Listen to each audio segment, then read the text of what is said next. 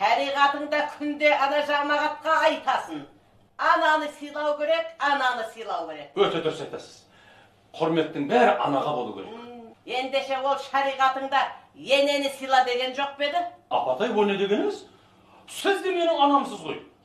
О не дегеніңіз? Мен олай бөліп жармаймын. Шариғатта олай демеген. Ол жұбайыңның анасы да анам, менің анам да анам. Екеуіңіз бірдейсіздер маған.